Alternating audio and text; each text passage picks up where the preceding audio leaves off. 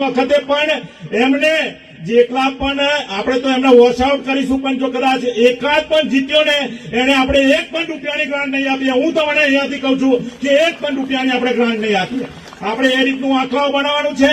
આપણા deputy CM સાહેબ આવ્યા છે અને આપણે બધાને જે પ્રમાણેનું આંકડાઓ જોતું હશે એ પ્રમાણેનું આંકડાઓ બનાવી આપશે. તાલુકા પંચાયત, જિલ્લા પંચાયત, નગરપાલિકા, કોર્પોરેશનની ચૂંટણી જોરથી પ્રચાર ચાલી રહ્યો છે ત્યારે ગુજરાતમાં કોંગ્રેસ તરફ વાતાવરણ હોય, કોંગ્રેસ જીતે એવા આઈબીના રિપોર્ટો પણ હોય ત્યારે અમારે કેશોદમાં પણ એક તાલુકાની સીટ માટે પ્રદેશના પ્રમુખ વિશ્વકર્મા આવે, ત્રીજા દિવસે કેબિનેટ મંત્રી મનસુખભાઈ માંડવિયા આવે, ગુજરાતમાં હાડ ભાડી ગયા હોય ત્યારે ગઈકાલે જ આણંદના સાંસદ જાહેરમાં આંકડાઓમાં એવું બોલે કે જો એક પણ સીટ આવી તો તાલુકાને કે જિલ્લાને અમે કોઈ ગ્રાન્ટ નહીં આપશું એમ ધમકી આપીને મત લેવાની જે પ્રક્રિયા એમની છે એ નિંદનીય છે. કારણ કે ભારત દેશ લોકશાહી પદ્ધતિથી બંધારણીય રીતે વર્તી રહ્યો હોય ત્યારે જો કોંગ્રેસે આવું વિચાર્યું હોત તો એક ચાવાળા વડાપ્રધાન ના બની શક્યા હોત.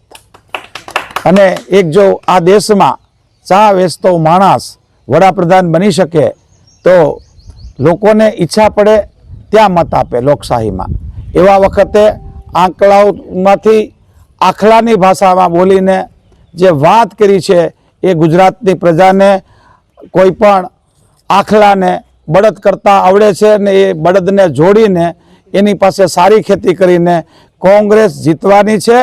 અને એમની પાસે એના સમય બાકી રહ્યો છે એટલા વખતમાં કામ કેમ લેવું એ પણ અમે આંદોલન કરીને પણ એની પાસે કામ લેતા આવડે છે, એ પણ આવતા સમયમાં બતાવશું. મને એમ લાગે કે તાલુકા પંચાયત, જિલ્લા પંચાયત, નગરપાલિકાઓ સેમિફાઇનલ હાલી રહી છે, એમાં અમે જીતવાના છે. અને આવતા સમયમાં ગુજરાતમાં 27માં કોંગ્રેસ જ્યારે આવી રહી છે ત્યારે આ લોકો વાણીવિલાસ કરીને વધારે પડતી ધાકધમકી આપીને ક્યાંક ને ક્યાંક ફોર્મ ખેંચાવીને જેથી લોકો પાસે મત લેવા જ ન જવું પડે એવી લોકશાહીની હત્યા કરતા ફોર્મ ભરતી વખતે આ લોકોને જોયા છે. એટલે આ લોકોની એટલી નબળી માનસિકતા છે કે એન કેન પ્રકારે લોકશાહીને ટકવા દેવી નથી, એ બરાબર નથી.